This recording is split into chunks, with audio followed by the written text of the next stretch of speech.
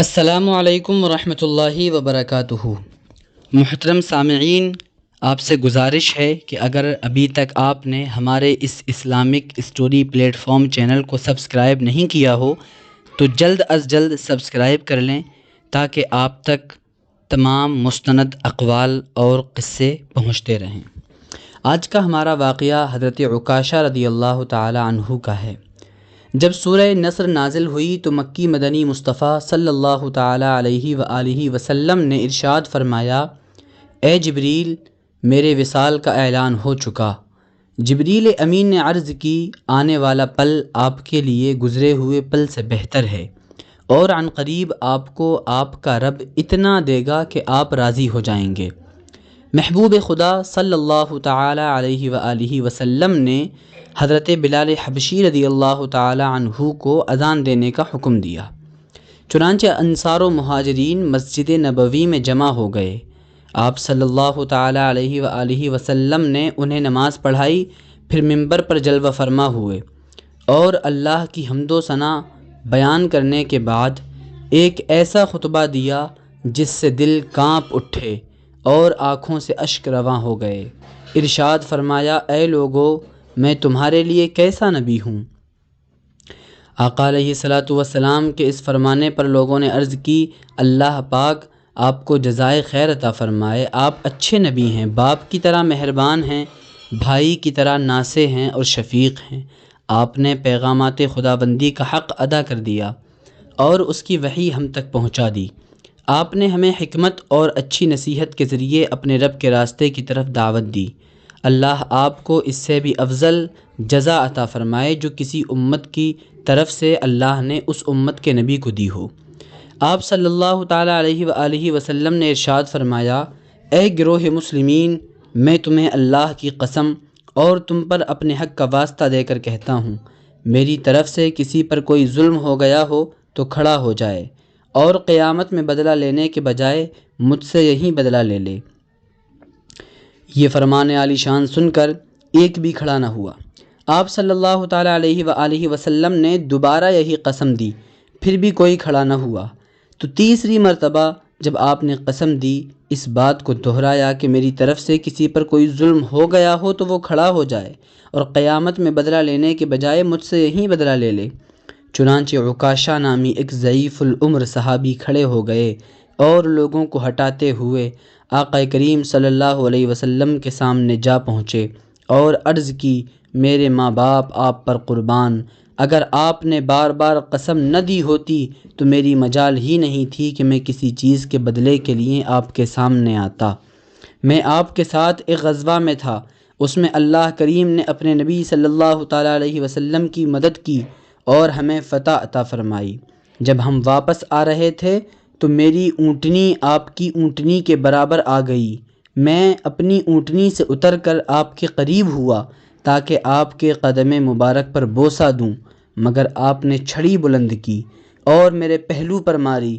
میں نہیں جانتا کہ آپ نے ایسا جان بوجھ کر کیا یا آپ کا ارادہ اونٹنی کو مارنے کا تھا۔ آپ صلی اللہ تعالی علیہ وآلہ وسلم نے ارشاد فرمایا، میں تمہیں اللہ پاک کے جلال سے پناہ میں لیتا ہوں کہ اللہ کا رسول تمہیں جان بوجھ کر مارے۔ پھر فرمایا، اے بلال، فاطمہ کے گھر چلے جاؤ اور وہی پتلی چھڑی لے کر آؤ۔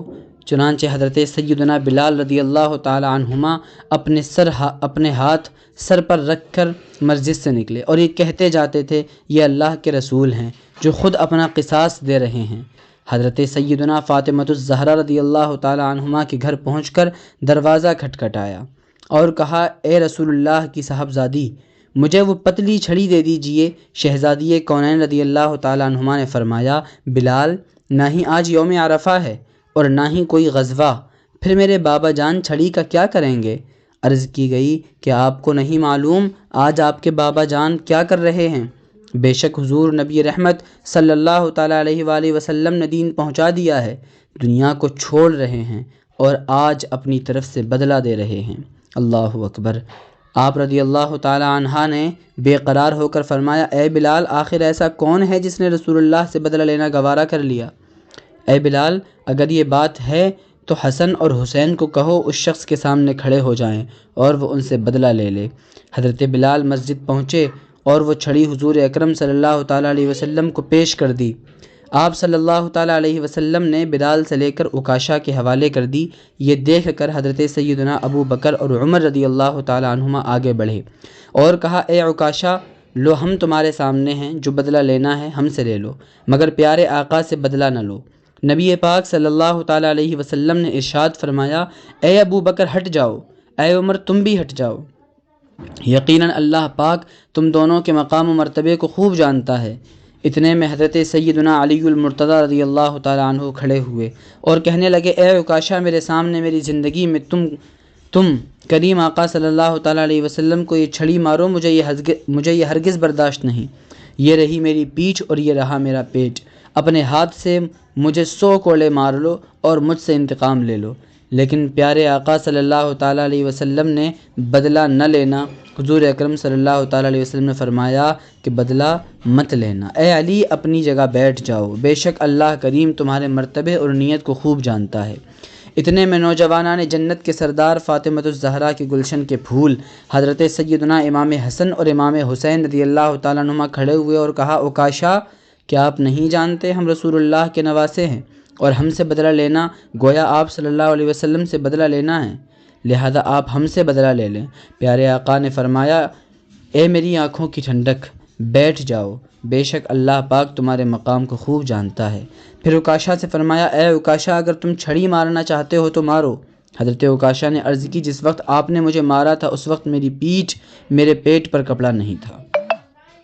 چنانچہ آپ صلی اللہ تعالیٰ علیہ وآلہ وسلم نے اپنے مبارک پیٹ سے کپڑا ہٹا دیا۔ یہ دیکھ کر مسلمانوں کی چیخیں نکل گئیں اور کہنے لگے، عکاشہ کو دیکھتے ہو، یہ رسول اللہ صلی اللہ علیہ وسلم کے مبارک پیٹ پر چھڑی مارے گا۔ جب حضرت عکاشہ نے مبارک پیٹ کی سفیدی کو دیکھا تو فوراً حضور صلی اللہ علیہ وسلم سے چمٹ گئے اور پیٹ مبارک کا بوسہ لے لیا۔ عرض گزار ہوئے، میرے ماں باپ آپ پر قربان، بھلا کون ہے جو آپ سے بدلہ لینے کا سوچ سکے؟ آپ صلی اللہ علیہ وسلم نے ارشاد فرمایا، چاہو تو بدلہ لے لو، چاہو تو معاف کر دو۔ حضرت سیدنا عکاشہ نے عرض کی، میں نے آپ کو معاف کیا یہ امید کرتے ہوئے کہ اللہ تعالیٰ بروز قیامت مجھے معاف فرمائے گا۔ رسول اللہ صلی اللہ تعالیٰ علیہ وسلم نے ارشاد فرمایا، جو شخص میرے جنت کے رفیق کو دیکھنا چاہے وہ اس بوڑھے کو دیکھ لے۔ لوگ کھڑے ہوئے اور حضرت عکاشہ رضی اللہ تعالیٰ عنہ کی پیشانی چوم کر یہ کہتے جاتے تھے، تمہیں مبارک ہو، تمہیں مبارک ہو، تم تو بلند درجات اور حضور صلی اللہ علیہ وسلم کی ہم نشینی کے شرف کو پہنچ گئے۔ سبحان اللہ۔ یہ واقعہ منقول ہے حلیۃ الاولیاء جلد نمبر 4 صفحہ نمبر 67 سے۔ اللہ کریم ہمیں اپنے بندوں کے حقوق بھی پورا کرنے اور جن کی حق تلفیاں کی ہیں ان سے معافی مانگنے کی توفیق عطا فرمائے۔ پیارے آقا صلی اللہ تعالیٰ علیہ وسلم کی سچی محبت اور آخرت میں ان کا پڑوس نصیب فرمائیں۔ آمین بجاہ النبی الامین صلی اللہ تعالیٰ علیہ وسلم۔